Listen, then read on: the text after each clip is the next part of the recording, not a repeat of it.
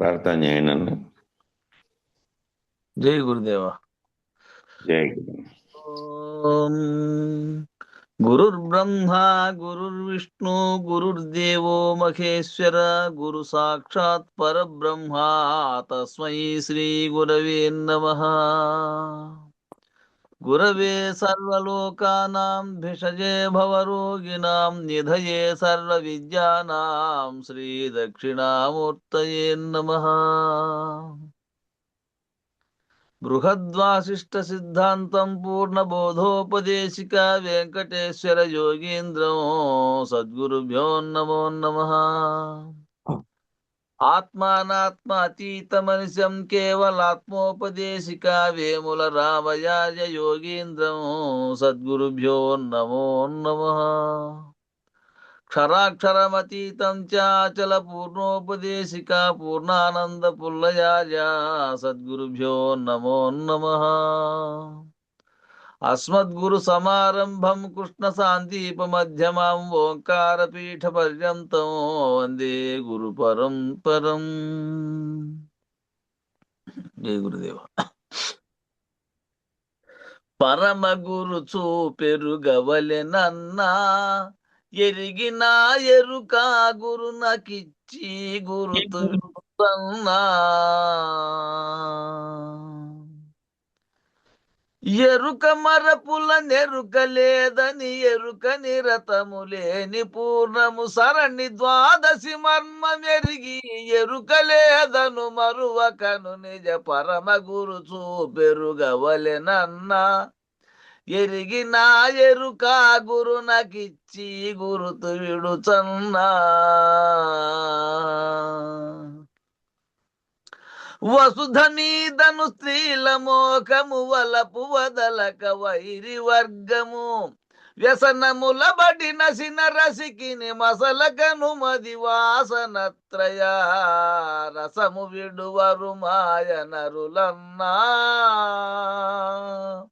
అసురత్వమిడచి అచల గురుని సేవ చేయన్నా. దాసోకమనుచూ కపట గుణముల విడచియుండన్న వేషంబులడచి ముసుకు దేహము మూల మెరుగన్న. పసలేని తనువు పరమ గురునకు నిచ్చి పరగన్నా.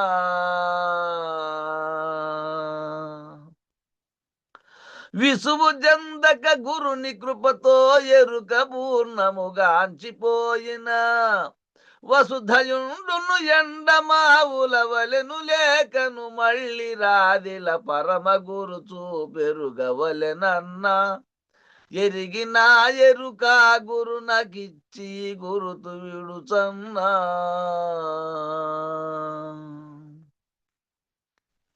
పిండ బ్రహ్మాండములు నెవరికి నుండు నగములు రెండు గలసి యుండి లేకను తనువుతో నిలయండమావుల రీతి వెలిగెడు దండి భూతములారుగను మన్నా.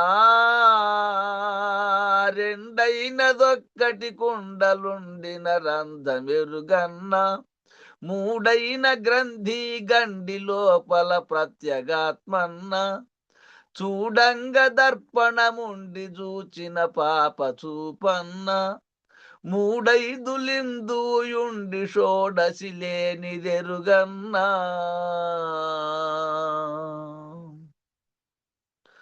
నిండు ద్వాదశి పాయిపో మంచుగా లేకుండా వాయిని.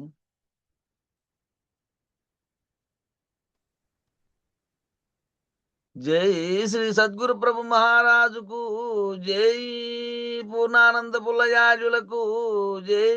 విష్ణుఆనంద కృష్ణమూర్త్యాజులకు జై. అనంతకోటి గురు భక్త మండలికి జై. గురు పరంపరముకు జై. జై గురుదేవ. మంచుకు రాలే ఆల్రెడీ రెగ్యులర్ గా మొత్తం నోట్కి వచ్చేదన్నా లేదంటే పేపర్ ముందు పెట్టుకున్నా చెప్పాలి. నోటికి వస్తాను నిందే స్వామి. ఈ పొద్దేమో తప్పోయింది. సరే సరే. జై గురు స్వామి. జై గురమ్మ. జై గురుదేవ. అందరికీ జై గురు. గురు పరంపరంకు జై.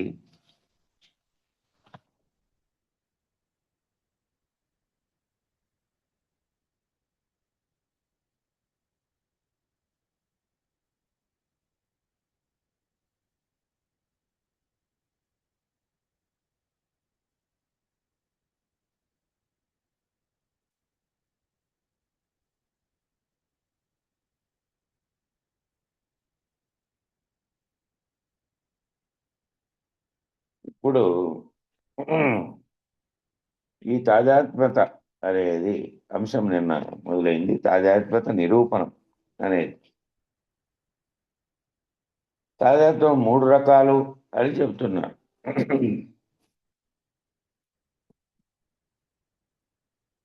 అది తెలుసుకోవాలి. ఇక్కడ తాదాత్మ్యత అంటే అది తెలుసుకోవాలి. ఇప్పుడు 3 రకాల బంధాలతో జీవిస్తూ ఉంటాం. ఈ 3 రకాలుగా జీవించేటప్పుడు తాదాత్మ్యం గుర్తించుకొని విడవాలి, ఆ బంధం నుంచి విడుదల కావాలి అనేది చెప్పబడింది.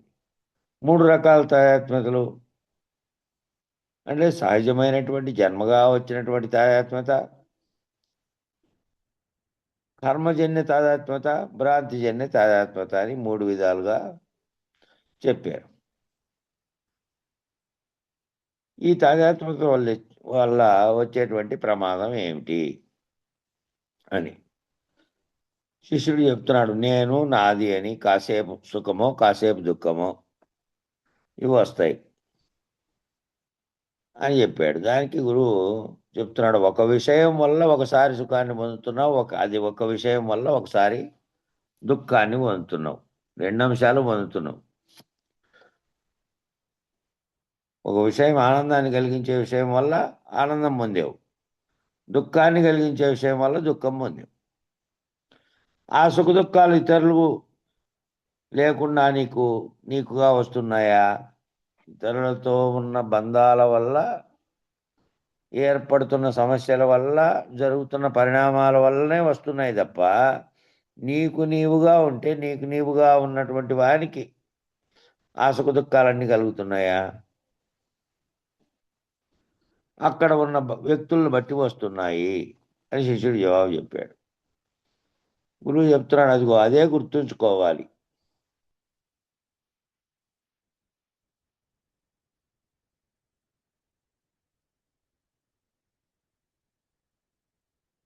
ఇతరుల ద్వారానే కదా నీకు ఆ అనుభవం వచ్చిండేది. ఇతరులతో తాదాత్మ్యం చెందినప్పుడు ఒకసారి బాధ, ఒకసారి ఆనందం వస్తుంది.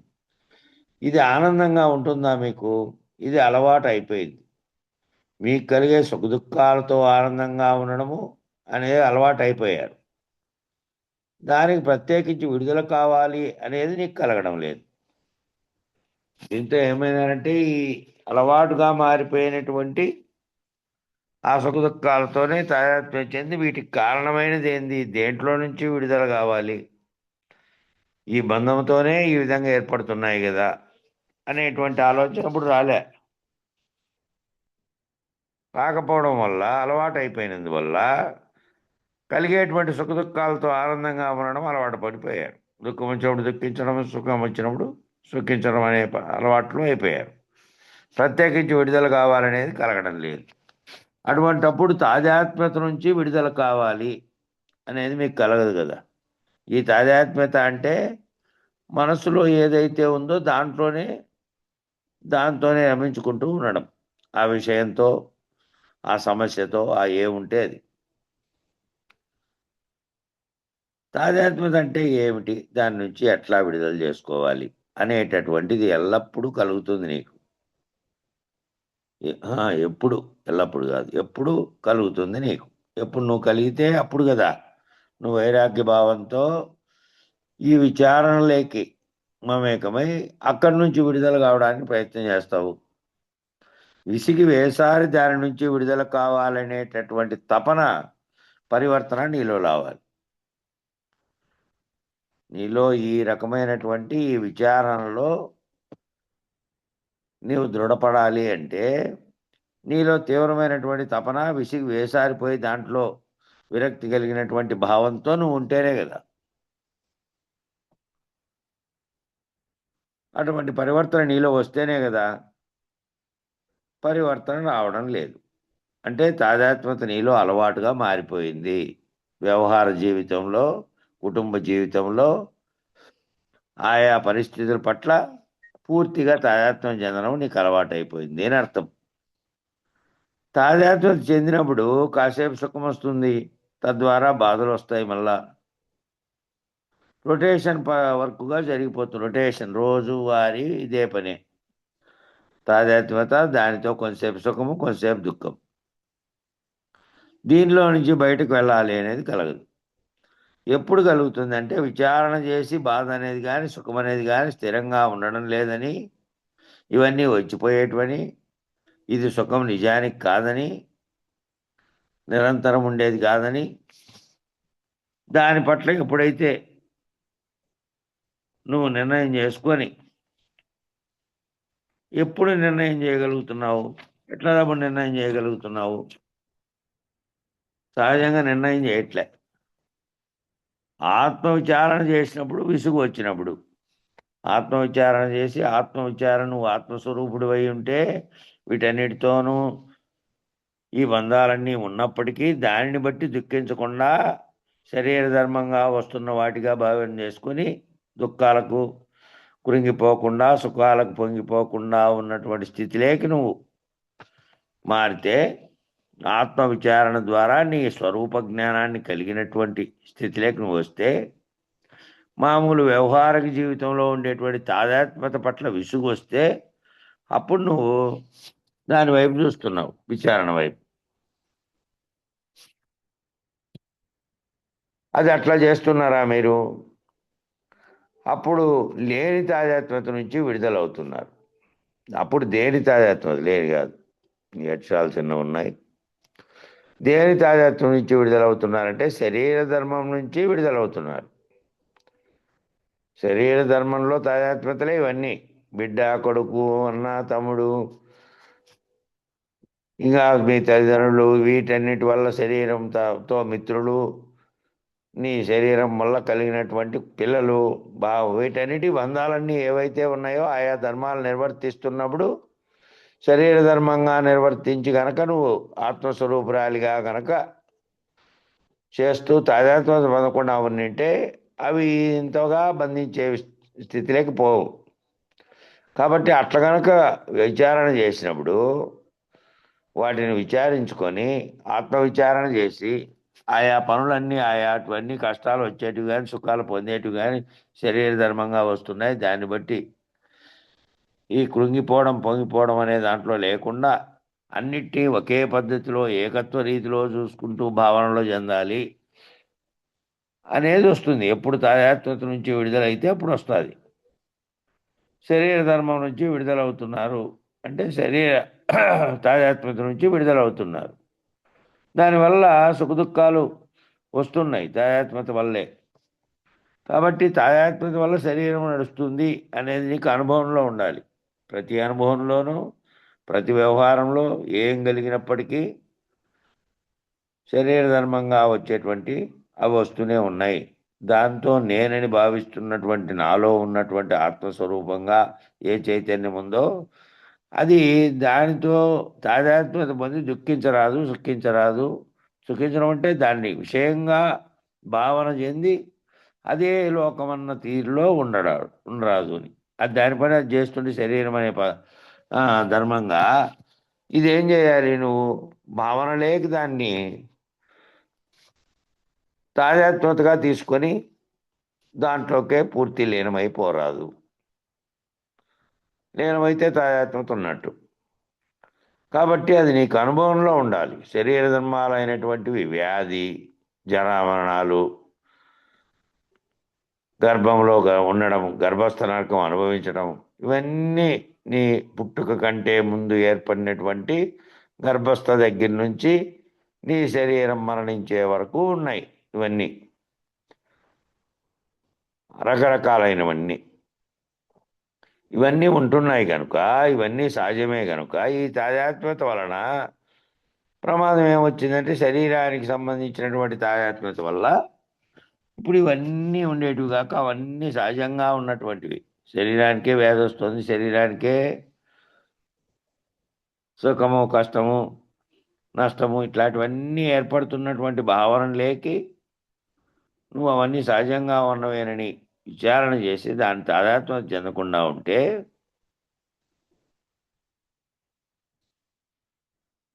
అప్పుడు తాదాత్మ్యం వల్ల ప్రమాదం ఏమొచ్చింది?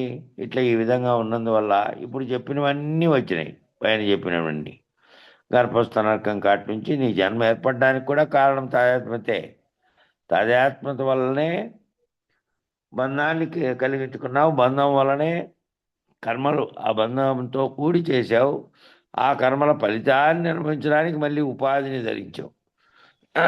ఓ శరీరం కావాల్సి వచ్చింది.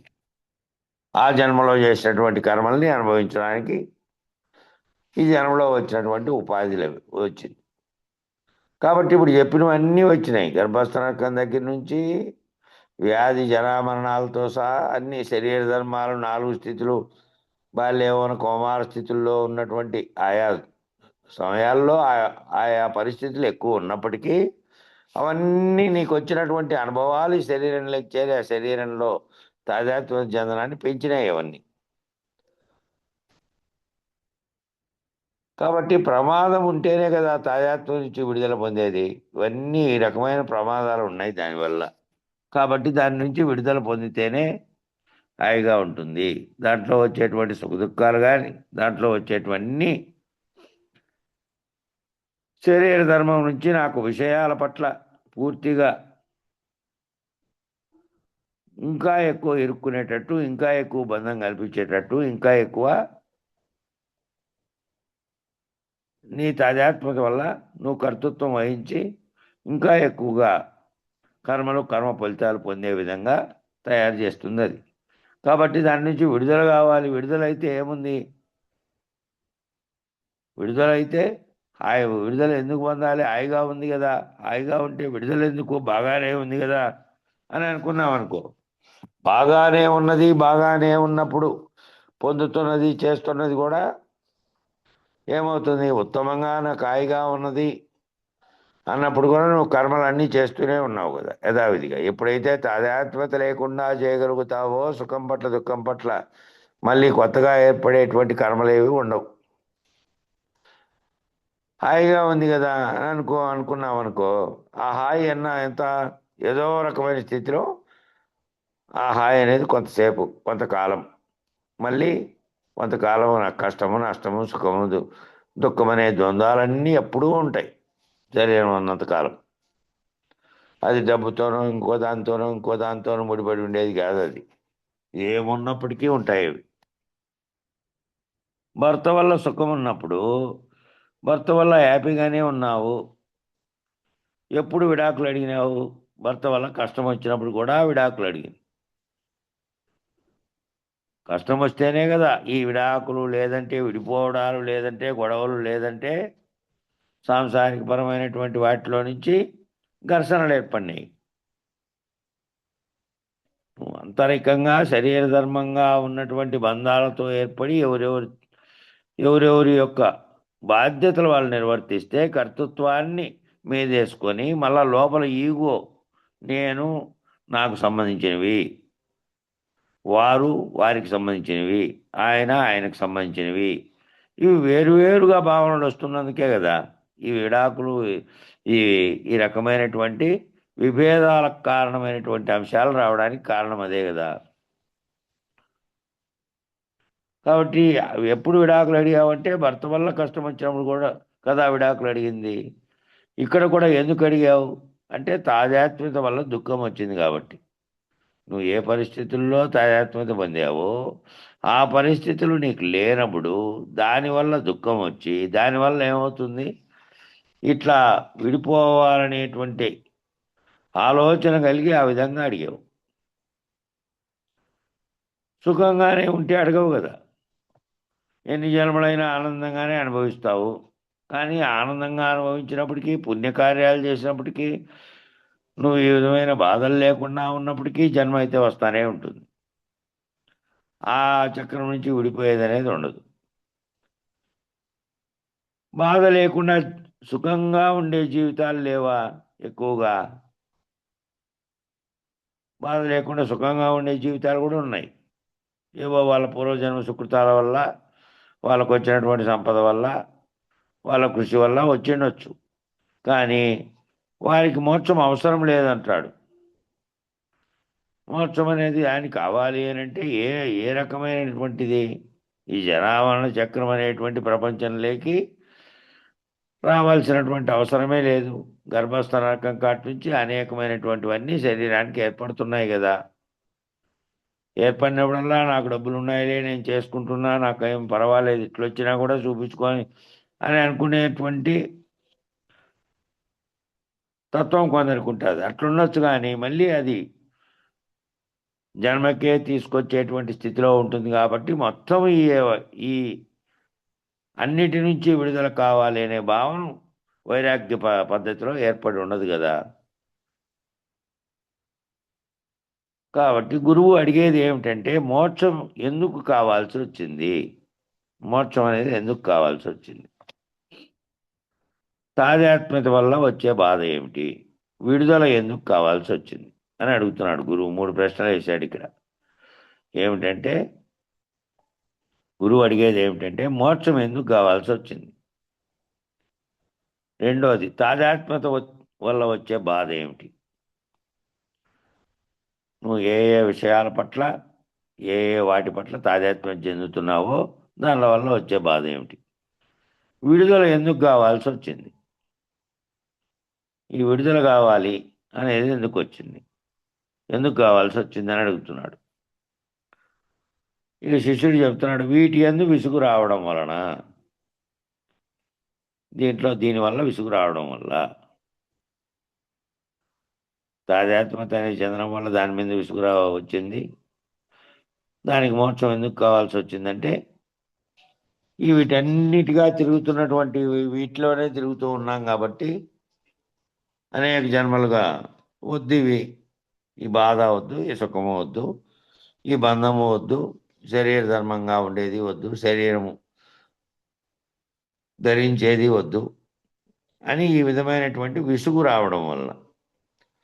మరి గురువు చెప్తున్నాడు, విసుగు వస్తే విడుదల అవ్వక్కర్లేదు, దుఃఖం బాధ వస్తేనే విడుదల అవ్వాలని అనిపిస్తుంది. కేవలం విసుగు అంటే ఆ కాసేపు విసుగు చెందావు అంతే, మళ్ళీ ఆకర్షణ కలిగితే, మళ్ళీ దాని పట్ల భావం పోతే,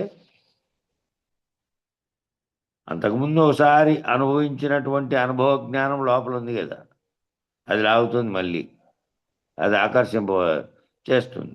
అట్లా కలిగినప్పుడు కాబట్టి విసుగు వస్తే విడుదల కావాలనే అంత తీవ్రత లేదు దాంట్లో. ఆ కాసేపు విరామం, విసుగు, మళ్ళీ ఆసక్తి కలిగితే మళ్ళీ దాని వైపు లాగుతుంది.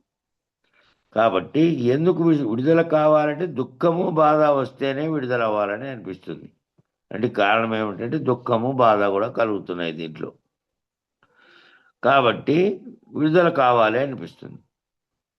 విసుగొస్తే ఆ విసుగు రావడానికి కారణము విడుదల కావాలంటే ఏ విడుదల కావాలి, విసుగు వచ్చింది జీవితంలో, దాన్ని బట్టి భర్తను వదిలేస్తున్నామా, లేకపోతే ఆయన భార్యను వదిలేస్తున్నాడా, ఈ రకమైన శరీరంగా బంధాలు ఏర్పడినప్పటికీ అనేక రకాలైనటువంటి విసుగులు శరీర ధర్మంగా వారి వారి కర్తృత్వాలతో చేస్తూ అన్యంగా ఉన్న వస్తువుగా చూడబడితే, భార్యను అన్యంగా చూడగలిగితే చూస్తే, లేదంటే భార్య కూడా భర్తను ఒక అన్య శరీరంగా చూడగలిగితే చూస్తే అప్పుడు వస్తాయి. ఎందుకంటే ఎవరెవరి ఈగో పనిచేస్తుంది వాళ్ళలో, మళ్ళా నేననేది పనిచేస్తుంది, అహం పనిచేస్తుంది, తాను చేసేది ఉత్తమమైనదనే భావన తనకు ఫిక్స్ అయిపోయి ఉంటుంది. ఇట్లాంటివన్నీ వస్తాయి, ఈ రకమైనవి వస్తాయి. కాబట్టి ఈ రకమైనవి వచ్చినప్పుడు ఘర్షణ కూడా వస్తుంది. కాబట్టి విసుగొస్తే వదిలేస్తున్నారా, భర్తను వదిలేయడమో కుటుంబాన్ని వదిలేయడం చేస్తున్నారా, అట్లా వస్తే చేస్తున్నారా, లేదు అట్లా వచ్చినందుకు కాదు, ఆయనతో బాధ వస్తే తీవ్రమైనటువంటి బాధగా నువ్వు సమన్వయపరచుకోలేని పరిస్థితి వచ్చిందనుకో, విడాకులు అడుగుతావు. సమన్వయం చేసుకోలేని పరిస్థితులు వచ్చాయి. విసుగు వలన ఎవరు మోక్షాన్ని అడగరు, విసుగు వచ్చినందు వాళ్ళకే మోక్షం అడగట్లే, బాధ దుఃఖం వస్తేనే మోక్షాన్ని అడుగుతారు. కాబట్టి తట్టుకోలేకపోతేనే తపన వస్తుంది. ఈ తపన రావడానికి కారణం ఏంటంటే ఏ అంశాన్నైనా ఏ పరిస్థితినైనా తట్టుకోలేని పరిస్థితి వస్తే తపన ఏర్పడుతుంది. తీవ్రమైన తపన వస్తే బయటపడాలని చూస్తారు. ఈ తీవ్రమైన తపనలో ఆలోచన అంతరంగంలోకి చేసుకుంటూ పోతే పుట్టినప్పటి నుంచి జరిగినటువంటి పరిణామాలు, పుట్టినప్పటి నుండి జరుగుతున్నటువంటి బంధాలు, నిరంతరం అవే రొటేషన్ అయిపోతున్న పద్ధతి, చక్రం తిరిగినట్టుగా కాసేపు సుఖం, కాసేపు దుఃఖం, కాసేపు ఆనందం, కాసేపు బాధ, కష్టము నష్టము, అన్ని ద్వంద్వాలు కూడా వస్తూనే ఉంటాయి. కాబట్టి తీవ్రమైనటువంటి తపన ఏర్పడితే తప్ప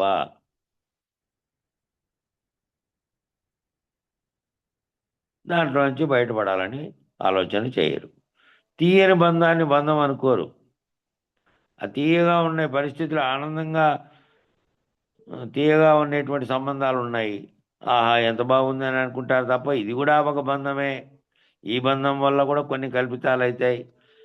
కొన్ని ఈ తీయని బంధం వల్ల కూడా నాకు బంధమే ఉంది, తీయగా ఉన్నప్పటికీ బంధం బంధమే కదా.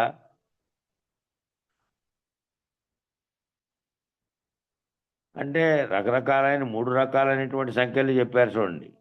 అటు సంఖ్యలు అందంగా ఉన్నాయి, సంఖ్యలు ఆభరణాలలాగా ఆహా వజ్రాలు పొదికబడినటువంటి బంగారపు సంఖ్యలైనా బంధించబడినటివే కదా.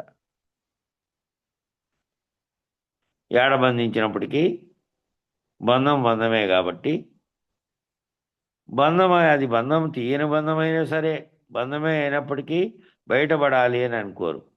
అనుకోవాలి అంటే ఎప్పుడు బాధలలో జరుగుతున్నటువంటి అన్నిటి పట్ల విరక్తి కలిగినటువంటి భావనలో ఇది ఎప్పుడూ రొటీన్గా జరుగుతుంది. దీంట్లో నుంచి బయటపడకపోతే ఇది కలగజేస్తుంటుంది ప్రపంచం అనేటువంటి దాంట్లో. ప్రపంచమే ఒక పెద్ద సంసార జీవితం కాబట్టి దాంట్లోనే చుట్టూ ఉన్నటువంటి దాంతో తాదాత్మ్యం చెందినందువల్లే చేస్తుంది అనే భావం మీకు వస్తే ఆ పరిస్థితుల్ని తట్టుకోలేకపోతే అప్పుడు తపన వస్తుంది. పరిస్థితుల్ని తట్టుకోలేనంతగా భావన చెందితే తపన వస్తుంది. తీవ్రమైన తపన వస్తే బయటపడాలని చూస్తారు. తీవ్రమైనటువంటి తపన ఏర్పడితేనే బయటపడాలని చూస్తారు. కాబట్టి తీయని బంధాన్ని అనుకోరు, బంధమే అయినప్పటికీ బయటపడాలని అనుకోరు. అప్పుడేమో భార్యాబిడ్డలతోటి పుత్ర పౌత్రాదులతోటి, భార్యాపిల్లలు పౌత్రుడు అంటే మనవాళ్ళు, పుత్ర పౌత్రాదులు అంటే వాళ్ళ కొడుకులు వాళ్ళ మనవాళ్ళు, వాళ్ళతోటి పండగకి వాళ్ళు వస్తే వీళ్ళు వచ్చి మర్యాదలు చేసి టీవీ చూస్తూ పండగ చేసుకుంటూ అవన్నీ వండుకొని తిని ఆ జోకులు వేసుకుంటూ మళ్ళీ ఎప్పుడు వస్తారని అడుగుతూ ఉంటే అంతా బాగానే ఉంది. ఓపుకుంటే ఇవన్నీ చేసుకోవచ్చు. కానీ మళ్ళా ఆ తర్వాతనే పొంచి ఉంటుంది. దానికి భిన్నమైన పరిస్థితులు కూడా పొంచి ఉంటాయి. అవి మామూలు సహజం. కాబట్టి విడుదల అవ్వాలని ఈ అన్నిట్లో నుంచి ఎటువంటి పరిస్థితి ఉన్నప్పటికీ ఆ కాసేపంతా కలిసినా హాయిగా అనేది అనుకున్నప్పటికీ ఈ అన్ని బంధాల నుంచి విడుదల కావాలంటే ఎక్కడ విడుదల కావాలి? శరీరమేమో బంధుత్వపరంగా బంధువుగా శరీరతత్వంగా ఏర్పడినటువంటి బంధాలతో మామూలుగా ఉండొచ్చు. కానీ భావములో మనసులో ఎక్కడైతే దీనితో బంధం ఏర్పడుతుందో అక్కడ విడుదల అవ్వాలి. ఈ చేసే పనులు, వండే వంటలు, చేస్తున్నవన్నీ చేస్తున్నప్పటికీ, మర్యాదలన్నీ జరుగుతున్నప్పటికీ, వాళ్ళతో అన్నీ మాట్లాడి వ్యవహారం చేస్తున్నప్పటికీ ఇది తాదాత్మ్యత వల్ల భావములో బంధంగా మారకూడదు అనేది చెప్తాండి. తాదాత్మ్యత వల్ల నీ స్వరూప జ్ఞానం పోయి నువ్వు శరీరం అనేటువంటి దాంట్లోకి దిగొస్తావు కాబట్టి దాంట్లో దాని వ్యవహారం అంతటినీ చేస్తున్నప్పటికీ దాంట్లో బంధించబడకూడదు అనేది చెప్తాండి. ఇది విడుదల అవ్వాలి, ఎట్లాగైనా సరే అయిపోవాలి అని అన్నప్పుడు అసలు ఎక్కడ వచ్చింది బంధం? ఎక్కడొచ్చింది అంటే తాదాత్మ్యత అంటే ఏమిటంటే నీవు కాకపోయినా నీవేదో అనుకోవడం వల్ల వచ్చింది. నీవు కాకపోయినప్పటికీ నీవు నీ లోపల ఏదో అనుకోవడం వల్ల వచ్చింది. నేను, నా వాళ్ళు అనేది ఉన్నప్పటికీ లోపల నువ్వు చేయాల్సినటువంటిది ఏ విధంగా చేయాలి అని చెప్పారు? ఇంతకుముందు పాఠాల్లోనే వచ్చింది. నువ్వు ఆత్మగా స్థిరపడాలి అంటే చేస్తున్నప్పుడు వ్యవహారం అంతా నేననే దానితో చేయకుండా చేయాల్సినటువంటి ఆయా ధర్మాలుగా చేస్తున్నటువంటి ఆయా శరీర ధర్మాలుగా భర్త పట్ల, పిల్లల పట్ల, కుటుంబం పట్ల, వ్యవహారం పట్ల, సమాజం పట్ల, అన్నిటి పట్ల చేస్తున్నటువంటి ఆయా ధర్మాలు నిర్వర్తిస్తూ కూడా తటస్థంగా ఉన్నటువంటి తాదాత్మ్యత చెందకుండా ఉన్న రీతిలో నేననేది నేనేదో, నేనది, నేనిది అనే దాన్ని తెచ్చుకోవడం వల్ల, నేనేదో అనుకోవడం వల్ల, నేను చేస్తున్నానని అనుకోవడం వల్ల నీకు తాదాత్మ్యత వచ్చింది. నీవేదో అదిగా సహజంగా ఉంటే అదే విడుదల.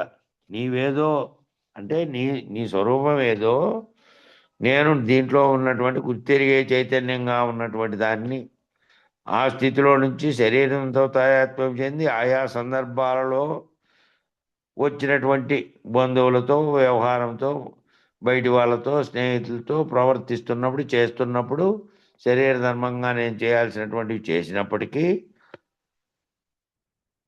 నా అసలైనటువంటి నా స్వరూప జ్ఞానాన్ని నేను మరిచి ఉండరాదు అనేది గుర్తుపెట్టుకొని ఉండాలి. నేను అసలైనటువంటి స్థితిలో ఎక్కడి నుంచి శరీర ధర్మంలో చేస్తున్నప్పటికీ విడుదల ఎక్కడ అవ్వాలంటే నా అసలు స్వరూపంగా ఉండడమే అది విడుదల.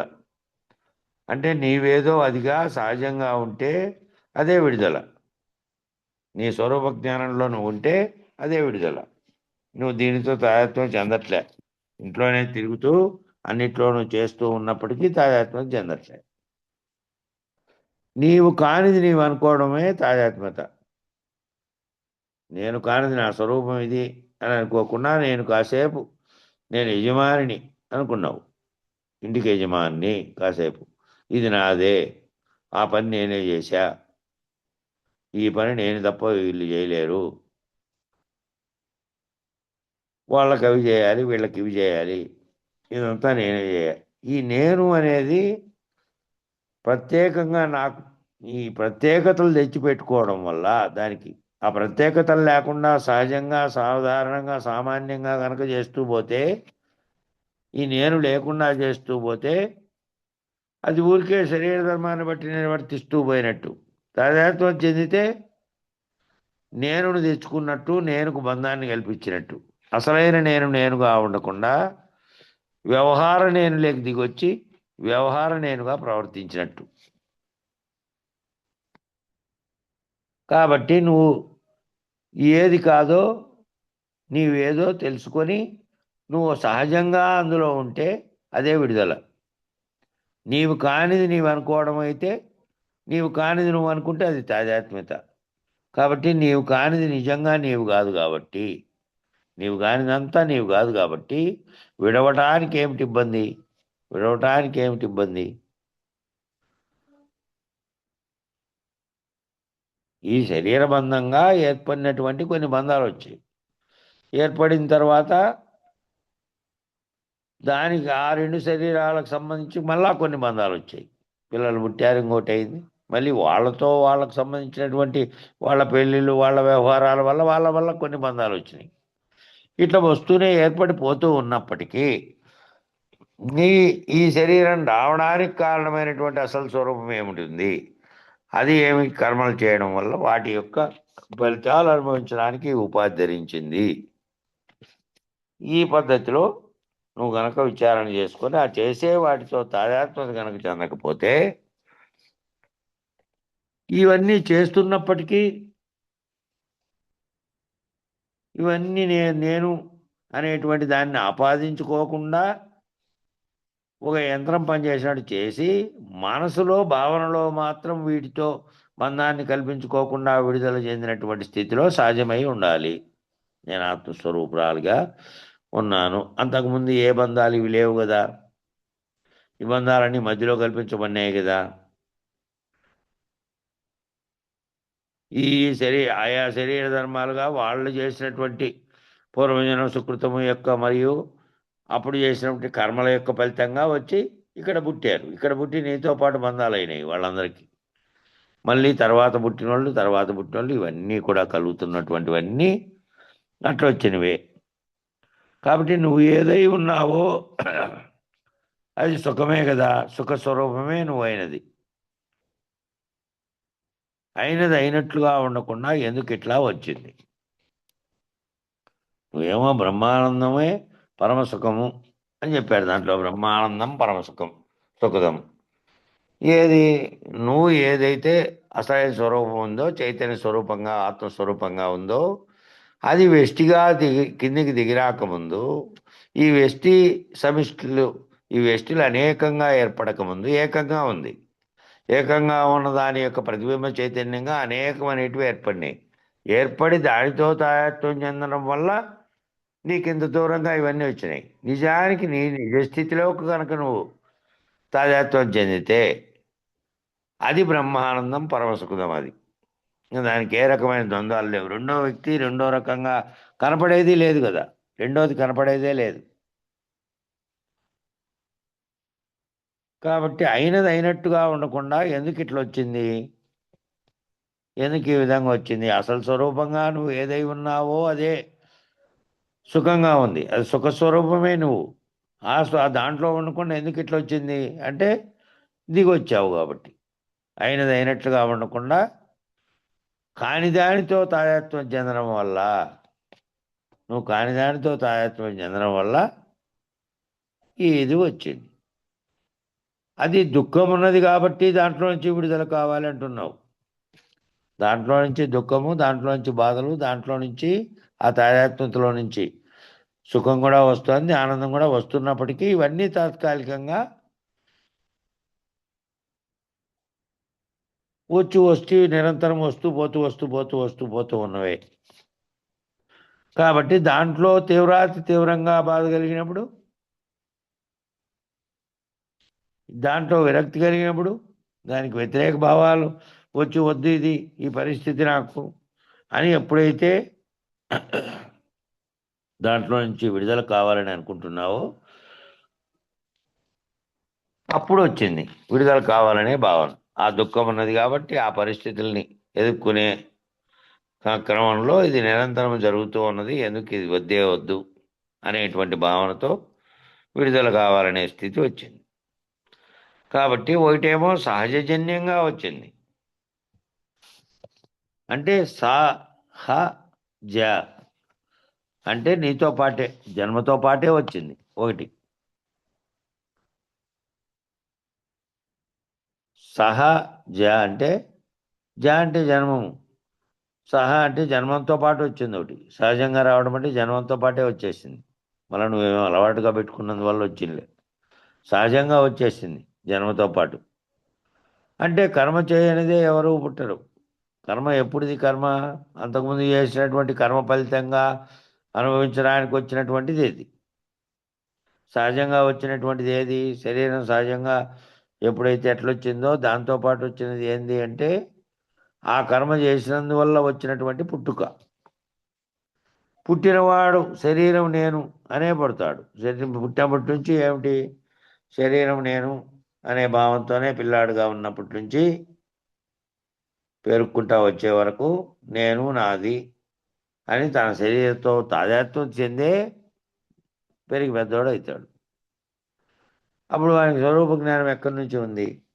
నేనేమిటి, జరుగుతున్న పరిణామం ఏమిటి, నా శరీరంలో జరుగుతున్నటువంటి అవయవాలన్నీ ఉన్నాయి, అవి నా కాలు, నా చేయి, నాది ఇది అంటున్నావు, నా అందము, నా బలము ఇవన్నీ అంటున్నప్పటికీ ఆ నానా అంటున్నటువంటిది ఒకటి ఉంది. అదంతా ఇవన్నీ నా కాదు, అసలైనటువంటి నేనంటున్నటువంటిది ఉంది అని తెలుసుకునేదాకా ఆ పుట్టినవాడు ఆ పుట్టినట్టే ఆ శరీరాన్నే తనదిగా భావించి ఆ శరీరంతోనే తాదాత్మ్యం చెంది దాంతోనే జీవిస్తూ ఉంటాడు. కనుక శరీరంతో పాటు శరీరం నేననేటువంటి తాదాత్మ్యత ఆ పుట్టుకతోనే వచ్చింది. శరీరం ఒకసారి శరీరం నేను అనేది ఒకసారిగా రాలే, అది వేరేగా ఇది వేరే కాదు. శరీరం నేననేది ఒకసారిగా రాలే, శరీరం వస్తూనే శరీరం నేనుగానే వచ్చింది. జ్ఞానిగా పుట్టినప్పుడే జ్ఞానిగా రాడు. వాటికి ఏర్పడే పరిస్థితులు అన్నింటిలోనూ రెండు కలిసి ఉంటాయి. వాడు జ్ఞానస్వరూపుడుగా ఆత్మస్వరూపుడుగా ఉన్నప్పటికీ ఎప్పుడు తెలియాలి అది? అప్పుడు తెలియబడదు కదా. ఈ జీవితంలో కొట్టబడినటువంటి జీవితంలో అనేకమైనటువంటి ఎదురు దెబ్బలతో సహా మానసికంగా భావాల పట్ల కలుగుతున్నటువంటి దానితో ఆలోచన పడి వెనక్కి తిరిగి చూసుకున్నప్పుడు అప్పుడు జ్ఞానాజ్ఞానములు ఆ రెండిటి యొక్క తేడా, ఏ దాంట్లో తాను ఇంతగా కూరుకుపోయాడు అనేది విచారించి ఆ విచారణ చేయడానికి పోతే కదా తాను జ్ఞానిగా మారడం అనేది, జ్ఞానం అంటే ఏమిటి అనేది వచ్చేది. అంతవరకు శరీరం లేని అజ్ఞానంలోనే ఉన్నాడు కదా.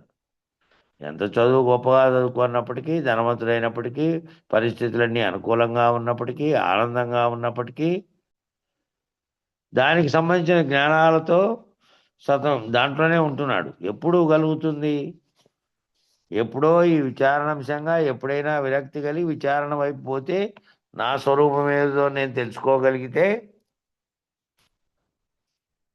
అప్పుడు ఈ తాదాత్మ్యత నుంచి విడుదల కావాలనేటువంటిది పుడుతుంది. అప్పుడు నేను గురించి తెలుసుకునేది మొదలైతే కదా. జ్ఞానము అజ్ఞానము ఏమిటి? ఆ రెండిట్లోనూ ఉన్నవి, ఆ రెండు వేరుగా నేను భావన చెందుతున్నవి అనేటివి అప్పుడు వస్తాయి. అప్పటి వరకు జ్ఞానిగా ఏమీ పుట్టినాడు కదా, పుడతానే జ్ఞాని కాదు కదా. పుట్టినప్పుడేమో ఇవేమీ లేవు. పుట్టాడు కాబట్టి వచ్చినప్పుడు తర్వాత శరీరానికి శరీరబంధంగా ఏర్పడినవన్నీ అనేకం వచ్చినాయి. కాబట్టి జ్ఞానిగా మారినా కానీ ఈ శరీరంలో ఉన్నాడు. జ్ఞానం తెలుసుకుంటూ ఒకవేళ తనను గురించి నేనెవరు, ఆత్మస్వరూపంగా ఉన్నవాన్నా, లేకపోతే ఈ శరీరం అనే దాంతో ధర్మాలు నిర్వర్తిస్తూ ఉండి ఈ సుఖదుఖాలకు కారణమవుతున్నవాన్నా, ఈ విచారణ చేసిన తర్వాత తాను జ్ఞానం తెలుసుకున్నప్పటికీ జ్ఞానిగా మారినా శరీరం అనే దాంట్లో ఉన్నాడు. శరీరం అనే దాంట్లో ఈ శరీరం పోతే జ్ఞానికి మరో శరీరం రాదు. జ్ఞానిగా గనక విడుదలయ్యి ఉంటే శరీరం అనే దాంట్లో ఉన్నప్పటికీ, శరీరం అనే దాంతో ప్రవర్తన చేసినప్పటికీ తాను భావనలో అశరీరుడుగా ఉంటాడు. కాబట్టి జ్ఞాని అయిన వాడు శరీరంతో తాయాత్మ్యము చెంది బంధాన్ని కలిగించుకొని దుఃఖంగా ఉంటే జ్ఞాని కాలేడు కదా. అవన్నీ అజ్ఞానపు స్థితిలే కదా. పుట్టినప్పటి నుంచి శరీరం నేననే తాదాత్మ్యంతో నువ్వు ఎంత ఆనందించినా, సుఖించినా, దుఃఖించినా, ఏం చేసినా అన్ని బంధాలే. అన్నీ ఒక్కో రకమైన బంధాలన్నీ.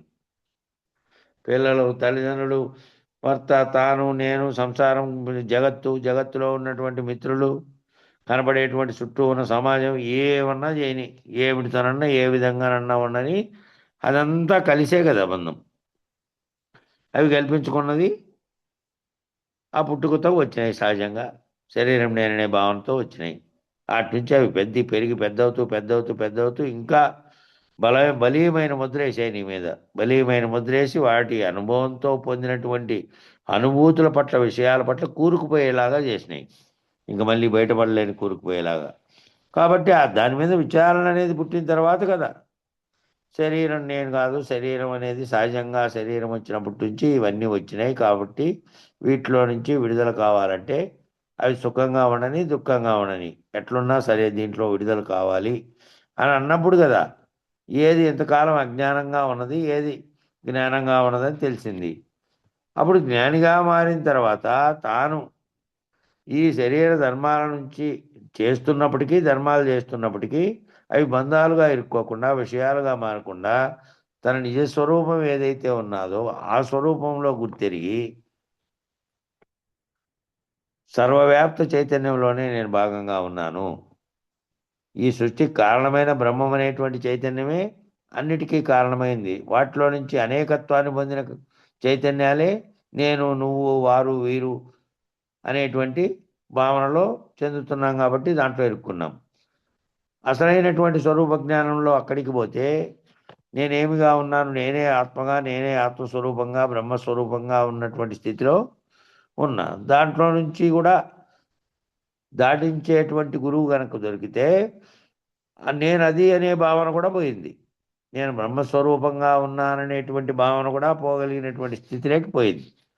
కాబట్టి అటువంటి జ్ఞానికి ఈ శరీరం పోతే మరో శరీరం ఏమీ రాదు ఇంకా.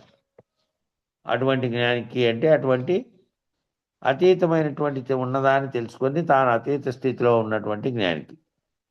మళ్ళీ శరీరం అనే బంధంలోకి రాకుండా శరీరంలోనే ప్రాణం ఉన్నంతసేపు ఉన్నప్పటికీ ప్రాణం పోయింది, శరీరం పోయింది. ప్రాణం పోకముందే ఏది గుర్తెరిగే శరీరమో, ఏది బంధాలను కల్పించుకోవడానికి కారణమైందో దాన్ని పోగొట్టుకున్నాడు ఆల్రెడీ. తన స్వస్వరూప జ్ఞానము వచ్చింది, తర్వాత దాంట్లో నుంచి విడుదలయ్యే పద్ధతిని కూడా గుర్తెరిగాడు. గుర్తెరిగి విడుదలై కేవలం శరీరం ఉంది కాబట్టి దాంట్లో వ్యవహరించాలి కాబట్టి ఆ శరీరం ఉన్నప్పుడు చుట్టూగా జరుగుతున్నటువంటి వాడిని కేవలం నాటక పద్ధతిలో కలగా చూస్తూ వాడితో తాయత్వం చెందకుండా ఉన్నటువంటి జ్ఞానిగా ఉన్నాడు. అట్టి జ్ఞానిగా ఉన్నాడు కాబట్టి ఆ శరీరం పోయినా మళ్ళా శరీరం తీసుకోవాల్సిన పని లేదు. ఆయనకున్నటువంటి కర్మలన్నీ రద్దు అక్కడ అయిపోయినాయి. ఏ జ్ఞానం చేతనైతే కర్మలను నిర్వర్తించాడో ఆ నిర్వర్తించిన దానికి ఆ జ్ఞానం ఎటువంటి జ్ఞానమో దానికి అసలు స్వరూపం ఏమిటి, దాని స్వరూపం అని దీంట్లో నుంచి శరీరంగా పొందుతున్న తాదాత్మ్యతలన్నిటి నుంచి విడుదలైపోయి ఉన్నాడు. కాబట్టి అట్టి జ్ఞానికి మళ్ళీ కర్మ ఫలితాన్ని అనుభవించడానికి కర్మస్థితిలో ఉంటేనే, ఆ జ్ఞాన కర్మల ముడి విడిపోకుండా ఉంటేనే, విడిపోకుండా ఉండి మళ్ళీ వాటితోనే వ్యవహారం చేస్తున్నప్పుడేమో మళ్ళీ శరీరం దాల్చడానికి అవకాశం ఉంది. వాటి నుంచి మారినటువంటి, వాటి నుంచి విడుదలైనటువంటి జ్ఞానికి శరీరం అయినప్పటికీ శరీరం రాదు. అంటే అశరీర గురువు చేత అశరీరత్వాన్ని తెలుసుకొని దీంట్లో నుంచి బయటపడినటువంటి జ్ఞానికి. తాదాత్మ్యత అంటే భగవద్గీతలో ఆత్మోపన్నేన, ఇక్కడ ఆత్మ అనేటువంటి దానికి మనం మామూలుగా చెప్పుకునే ఆత్మ కాదు. ఈ శరీరం, మనస్సు, బుద్ధి, ఇంద్రియములు ఇవన్నీ కలిపినటువంటిదే ఆత్మ. అంటే ఇవన్నిట్లోనూ ఇక్కడ తాదాత్మ్యత అంటే భగవద్గీతలో ఏం చెప్పారంటే ఆత్మోపన్నేన అంటే అనే పదం వాడారట. అయితే దానికి ఏం చెప్తున్నారంటే ఇక్కడ ఆత్మ అనేటువంటి దానికి మనం మామూలుగా చెప్పుకునే ఆత్మ కాదు, శరీరము, మనస్సు, బుద్ధి, ఇంద్రియములు ఇవన్నీ కలిపినటువంటి ఆత్మ. మామూలుగా ఏం చెప్పుకుంటున్నాం, శరీరం అనేది ఏమో వ్యవహారార్థం వచ్చినటువంటి ఉపాధి, అది పనిముట్టుగా ఉన్నది, దాంతో అన్ని పనులు మనసు, బుద్ధి, చిత్తం, అహంకారం అనేటువంటి ప్రేరణతో ఆయా ఇంద్రియాలన్నింటినీ పనిచేస్తూ ఉన్నాయి. వాటితో తాయాత్వం చెందినందువల్ల మనసు అనేది బంధం కల్పించుకుంటోంది. వీటన్నిటికీ సంగమించకుండా అతీతంగా ఉన్నటువంటి ఆత్మ ఉన్నది అని మామూలుగా చెప్పుకునే ఆత్మ. ఇప్పుడు ఈ శరీరము, మనస్సు, బుద్ధి, ఇంద్రియములు ఇవన్నీ కలిపినటువంటి, ఇవన్నీ కలిస్తేనే ఇది ఇదేమో ఆవరణగా ఉంది, ఇల్లుగా ఉంది. ఇంట్లో ఉన్న యజమానిగా ఉన్న నీలో ఉన్నటువంటి అధిష్టానం అనేది ఆత్మ అనేది యజమానిగా ఉంది. శరీరం అనే ఆవరణ ఇల్లుగా ఉంది. ఈ రెండు కలిసే ఉన్నటువంటి ఆత్మగా ఉంది. ఆత్మోపన్నేన అంటే నేను నా శరీరానికి ఏది బాధ అనుకుంటానో నేను నా మనసుకి దానినే బాధ అనుకుంటాను. శరీరానికి ఏం బాధ కలిగినప్పటికీ నా మనసుకు కూడా అదే బాధే కదా. శరీరానికి కాలు నొప్పి వస్తుంది, ఏందో లేదు, దానికి వస్తే వచ్చా, నాకేం సంబంధం అని అనుకుంటున్నావా? నేను వేరుగా ఆత్మగా ఉన్నటువంటి చైతన్యంగా ఉన్నప్పటికీ దీనిలో ఉన్నావు. తెలియబడుతున్నది దేనికి అంటే మనసుకు తెలియబడుతోంది. మనసుకు తెలియబడినప్పటికీ నువ్వు మళ్ళీ ఆ దాంట్లోకి దిగొచ్చి మనసులోకి, మనసుతో నుంచి శరీరం అనేటువంటి బాధల్ని అనుభవించే స్థితిలోకి దిగొచ్చి బాధ అనుకుంటావు కదా.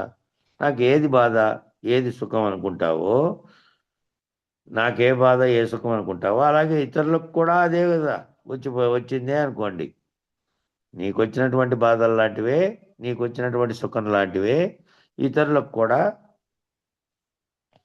అది అటువంటి బాధే వచ్చింది అనుకోండి. అది కూడా నాకు వచ్చిన దానిలాగే అనుభవిస్తాను. ఎప్పుడు నేననేటువంటి శరీర భావన లేకుండా ఉన్న స్థితిలో ఉంటేనేమో ఆ బాధ, వాళ్ళకు వచ్చిన బాధ కూడా సహజంగా నీకు వచ్చిన బాధలాగే. నువ్వు వేరుగా శరీరంగా భావిస్తున్నావు, ఇది నా శరీరం నేననేటువంటిది. తత్వంలో చూసినప్పుడేమో నా శరీరానికి కాలికి నొప్పి వచ్చింది, అది బాధిస్తోంది మనసులో.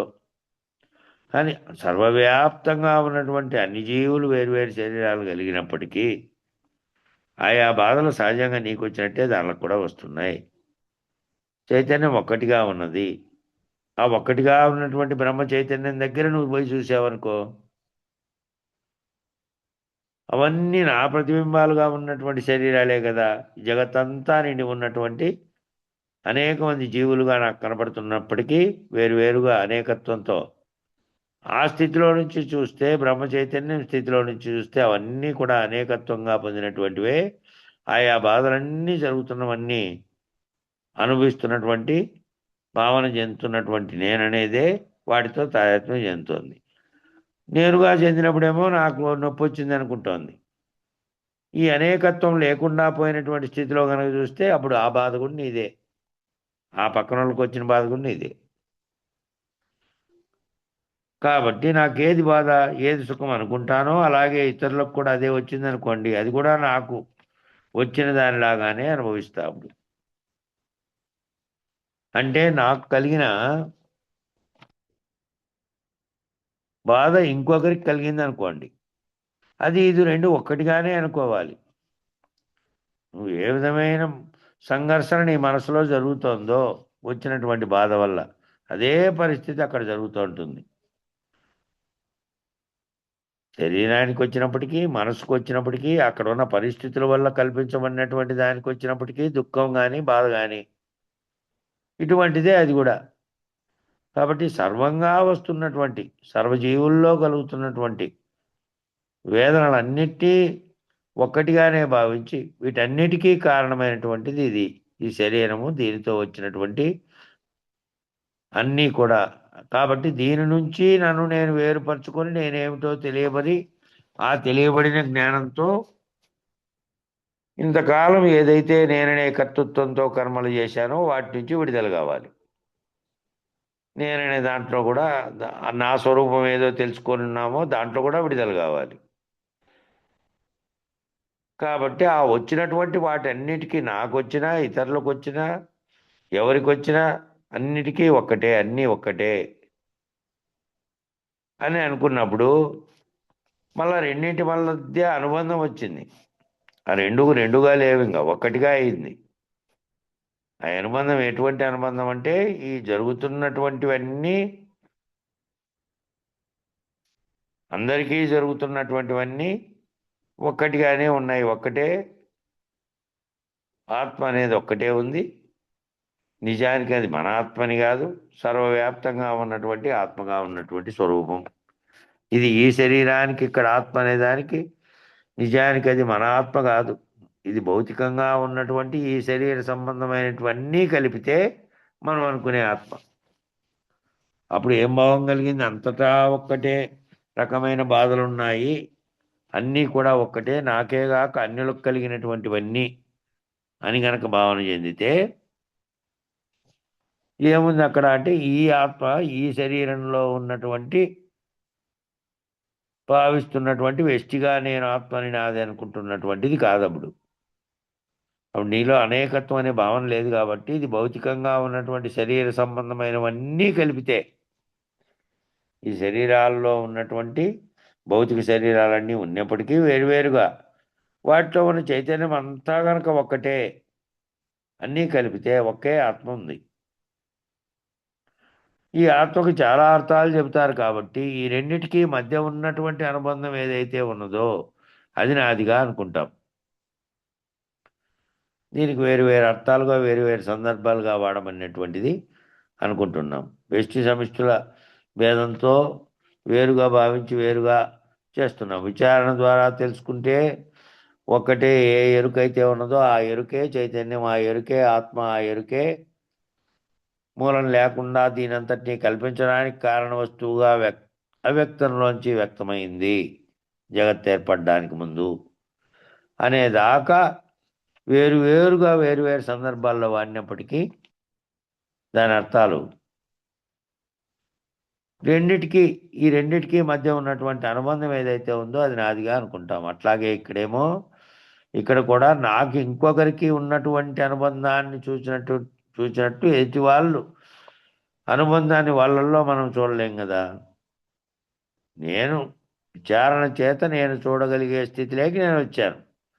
నేను విచారణ చేత నేనంటే నా శరీరంగా భావించకుండా, జగత్తులోని అనేక శరీరాలుగా కూడా భావించకుండా, జగత్తులోని సర్వజీవులకు ఉన్నటువంటి చైతన్యం ఒక్కటేగా భావించి, ఒక్కటే ఉన్నది, జగత్తంతా ఉన్నది ఒక్కటే అనే భావనలో చూశాననుకో, నాకప్పుడు ఏదైనా ఎదుటివారికి ఉన్నటువంటి అనుబంధాన్ని కానీ, ఎదుటి వాళ్ళ అనుబంధాన్ని వాళ్ళల్లో మనము ఎదుటి వాళ్ళల్లో చూడలేం.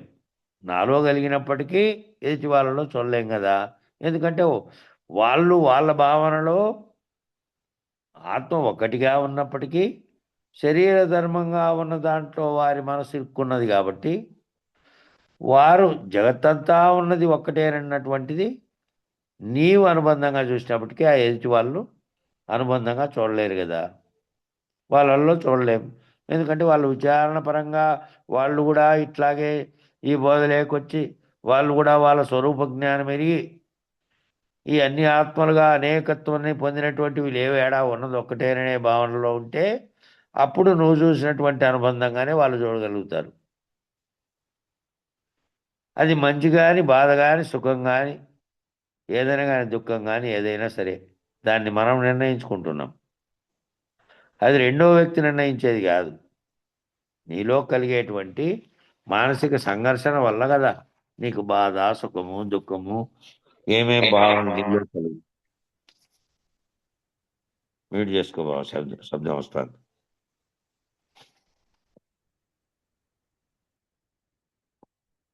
కాబట్టి ఇవన్నీ నీలో కలుగుతున్నటువంటివి కదా. అవన్నీ నువ్వు నిర్ణయించుకుంటావు కాబట్టి దానివల్ల ఏం కలుగుతుంది అనేది నిర్ణయించుకునే స్థితి ఉంది. ఆ రెండో వ్యక్తి నిర్ణయించేది కాదు. నీలో కలిగేటువంటి బాధని, దుఃఖాన్ని, నొప్పి కానీ, ఇంకోటి కానీ, శరీరానికి కాయమయోగాలు నువ్వు మూలుగుతూ ఉంటే దాన్ని కంటితో చూసి చూడగలడు కానీ, నీకు కాలికి గాయమైందనో, నువ్వు నొప్పులు పడుతున్నావనో, నువ్వు పడిపోయి ఉన్నావనో, చాలా ఇబ్బందులు వచ్చాయనో అనేది కంటితో బయటికి చూసినటువంటి శరీరానికి కలుగుతున్న ఇబ్బందిని కంటితో చూసి ఆ ఎదుటి వ్యక్తి గుర్తించగలడు కానీ, నీ లోపల జరుగుతున్నటువంటి బాధ కానీ, సుఖం కానీ, ఏదైతే నీ భావనలో ఘర్షణ జరుగుతున్నటువంటి స్థితి ఉన్నదో దాన్ని అవతల వ్యక్తిని గుర్తించలేడు. అంతర్ముఖంగా జరుగుతున్నటువంటి వాటిని అవతల వ్యక్తి గమనించలేడు. బయట చూస్తున్నటువంటి వాటిని చూడొచ్చునేమో కానీ, కాబట్టి అవి నీలో కలిగేటువంటి దానిని అవతల వ్యక్తి నిర్ణయించేది కాదు. అది నీలో నువ్వు నిర్ణయించుకోగలిగినటువంటిది. అది నీలో కలుగుతున్నటువంటి, మనసులో కలుగుతున్నటువంటి సంఘర్షణ, బాధ, దుఃఖం, లేదంటే ఆనందం, సుఖం, ఇవన్నీ నీ లోపల నువ్వు నీకు జరుగుతున్నటువంటి నిర్ణయించుకున్నటువంటి తాజాత్మత అది. కాబట్టి ఇంకొక వ్యక్తి అనుభవించేది మనకున్నటువంటి తాజాత్మత వల్ల మనం కూడా అనుభవిస్తాం. ఇది రెండో వ్యక్తి నిర్ణయించేది కాదు కాబట్టి అందువల్ల ఇంకొక వ్యక్తి ఏదైతే అనుభవిస్తున్నాడో ఆ అనుభవిస్తున్నటువంటి వ్యక్తి మనకున్నటువంటి తాజాత్మత వల్ల మనం కూడా అనుభవిస్తాం. మనం కూడా తాజాత్మత చెందితే మళ్ళీ ఆ అనుభవించేటువంటి విషయం పట్ల ఏదైతే మనం మళ్ళీ ఇది వచ్చి తాజాత్మ్యం చెందామో అది మనం కూడా అనుభవిస్తాం. అది పనిలో కానివ్వండి, అది మనిషిగా కానివ్వండి, మనస్సుగా కానివ్వండి. అది ఏదైనా పనిలో చేసేదో, లేకపోతే మనిషిగా వ్యవహరించేదో, లేకపోతే మనస్సులో భావన చెందేదో, ఏదైనప్పటికీ తాజాత్వం చెందితే ఇతరులంతా వాళ్ళు ఎట్లా అనుభవిస్తున్నారో ఆ రకమైనవి అనుభవిస్తున్నాం. అనుభవిస్తున్నటువంటి వాటిలో అంతర్ముఖంగా జరిగేటివి నీకు మాత్రమే తెలుస్తాయి. అవతల వాళ్ళు అదే స్థితిలో ఉన్నప్పటికీ వాళ్ళ అంతరంలోని స్థితులు నీకేవి తెలియవు. కాబట్టి మనిషిగా కానివ్వండి, లేదంటే మనిషిలో ఉండేటువంటి దాన్నే మనస్సు అంటారు. మనస్సు కలిగిన వాడు కాబట్టే మనిషి అనే పదం వచ్చింది. జనుడు అనే పేరేమో జన్మం ఎత్తూ ఉంటాడు కాబట్టి ఈ విధంగా మనిషిగా కానివ్వండి, మనసుగా కానివ్వండి, వేరే మంచి మనిషి నుంచి కానీ, వేరే ఒక మనస్సు నుంచి కానీ, వారు చేసిన కర్మ నుంచి కానీ పొందేటటువంటి సుఖదుఖాలను మన వైపు నుంచి మనం ఆలోచించుకుంటూ ఉన్నాం. మనం మనిషిగా ఉన్నాం, ఒక మనసు కలిగి ఉంది కాబట్టి మనకు ఆ మనసు చేత వేరే ఒక మనసు నుంచి వేరే ఒక వ్యక్తి చేసినటువంటి కర్మ చేసి ఆ కర్మల నుంచి వాళ్ళు పొందేటువంటి సుఖదుఖాలు మనకంటే ఎదురుగా మనకు కనపడుతున్నాయి. మనం కూడా ఏం చేస్తున్నాము, ఏ సంఘర్షణ వాళ్ళలో జరుగుతుందో అది కేవలం ఊహతో మనం మనసుతో తెలుసుకోగలుగుతాం. కొన్ని దానినేమో మనసుతో చేసుకుంటాం. వాళ్ళకు జరుగుతున్న లోపల దుఃఖాలను చెప్పలేకపోయినప్పటికీ మనం కూడా అటువంటి మనసునే కలిగి ఉన్నాం కాబట్టి ఆ పొందేటువంటి సుఖదుఖాలను మన వైపు నుంచి మనం ఆలోచించుకొని తెలుసుకోగలుగుతున్నాం. ఏదైనా మనకు అనుకూలంగా ఉందని అనుకోండి, బాగానే ఉంటుంది. మనకు అనుకూలంగా ఉంటే, మనకు బాధగా ఉందనుకోండి, వాళ్ళలో మనం కలవకూడదు. మనం చేసిన పని వాళ్ళు చేసిన పని కూడా మనకు నచ్చింది అనిపించింది అనుకోనుండి, అప్పుడేమో వాళ్ళది మనకు ఒక్కటిగానే ఉంటుంది, ఒకటే పనిగానే ఉంటుంది, ఆ పని నచ్చేటట్టుగానే ఉంటుంది ఇద్దరం కలిసి చేస్తే. ఇట్లా ఇందుట్లో తాదాత్మ్యం చెందుతున్నాం మనం. అది చేసినటువంటి పనిలో రెండు నచ్చినప్పుడేమో తాదాత్మ్యం చెందుతున్నాం, మనమైనా సరే వాళ్ళు చేసినా సరే. మనస్సు, ఈ శరీరము, ఈ ఇంద్రియాలు వాళ్ళ దారిలో వాళ్ళ పనిలో తాదాత్మ్యం చెంది మనవిగా అనుకొని తృప్తి పడుతున్నాం. కలిసి ఒక పని చేసినప్పుడు ఆ వ్యవహారం అంతా ఇద్దరు, మీరు వారు కూడా ఒకటే రకమైన పని చేశారు. అవన్నీ మనకు చెందినవిగా భావించి తృప్తి పడుతూ ఉన్నాం. ఇక్కడ మనలో లేకపోతే, మనలో కనుక ఈ తాదాత్మ్యత లేకపోతే బాధపడతాం. ఈ తాదాత్మ్యత మనం ఇట్లా అర్థం చేసుకోవాలి. మనమేమో తాదాత్మ్యం చెందినప్పుడేమో నీ పట్ల నీవే కాక ఇతరుల పట్ల కూడా ఒకే రకమైన భావంతో మనసుతో ఆ పని చేసి నిర్వర్తించారనుకో, నీకేం వ్యతిరేక భావనలు కలగలేదనుకో, ఆ ఇతరుల పనులు కూడా నువ్వు తాదాత్మ్యం చెందావు, అవి కూడా మనమేననుకుని తృప్తి చెందావు. ఎక్కడైతే తృప్తి లేకుండా, ఎక్కడైతే దానితో కనుక తాదాత్మ్యం చేసుకోలేకపోయావో, వ్యతిరేకత వచ్చిందో అప్పుడు వచ్చినాయి మళ్ళా వేరే రకమైనటువంటి భావాలు, బాధలు ఇవన్నీ. అక్కడికి పెడదాము. మళ్ళీ ఆ కింద పేరాకాట్ నుంచి 190 పేజీలో రేపు చదువుదాం. మంగళం చెప్పండి. శ్రీ సద్గురుదేవుని పూజకురారమ్మా, మనసారా గురువుని గొలిచి హారతులీరమ్మా. శ్రీ సద్గురుదేవుని పూజకురారమ్మా, మనసారా గురువుని గొలిచి హారతులీరమ్మా.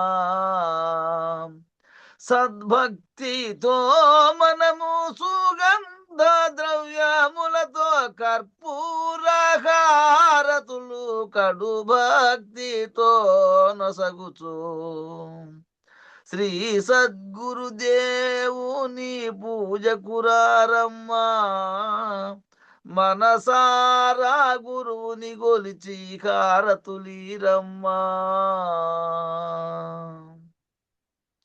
పరిపూర్ణ బోధను పదిలముగా తెలుపునట్టి పూర్ణానందులైన పుల్లయాజులకును శ్రీ సద్గురుదేవుని పూజకురారమ్మా, మనసారా గురువుని గొలిచి హారతులీరమ్మా.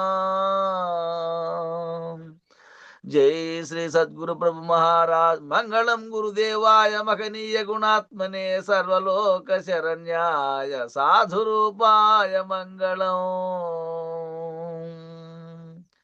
జై శ్రీ సద్గురు ప్రభు మహారాజుకు జై. పూర్ణానంద పుల్లయాజులకు జై. విష్ణుఆనంద కృష్ణమూర్త్యాజులకు జై. అనంత కోటి గురు భక్త మండలికి జై. గురు పరంపరముకు జై. జై గురుదేవా.